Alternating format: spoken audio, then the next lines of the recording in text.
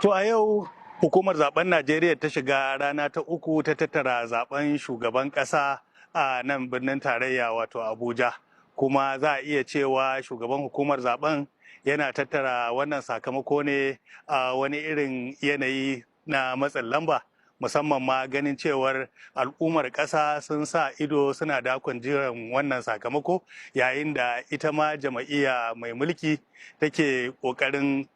matsawa ta ga an sanar da sakamakon ikirari ko ganin da take dan takararta shine gaba-gaba, yayin da a bangare guda kuma su ma 'yan hamayya ko adawa wato da dan takarar jam'iyyar PDP da Labour da wasu su ma suka ja daga suke daɗa matsa lamba cewar lallai sai hukumar zaɓe ta dakatar da tattara wannan sakamako, ta waiwayi ƙorafe-ƙorafen da suka yi mata cewar akwai wasu 'yan kurakurai a tattara sakamakon nan da rashin saka sakamakon a shafin bayanai na sakamakon zaɓe na intanet na ita hukumar zaɓe kafin a ci gaba da gudanar da sanar da wannan sakamako. Haka kuma akwai buƙatar a duba yiwuwar sake gudanar da zaɓe a wasu mazaɓu da aka soke sakamakon wasu dalilai daban-daban.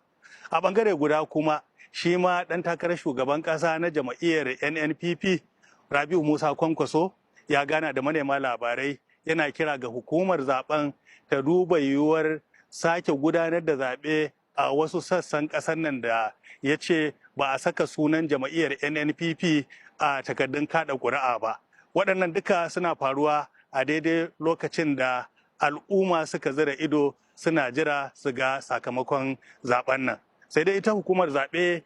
da shi shugabanta Farfesa Mahmud Yakubu sun ci gaba da tattara wannan sakamakon. Zuwa yanzu an samu jihohi fiye da 10 a ƙarin 14 da aka tattara wato daga shekaran jiya zuwa jiya kenan. Kuma ana kyautata zaton nan zuwa lokaci ba da daɗewa ba za a sanar da cikakken sakamakon. Ibrahim Isa, sashen Hausa na BBC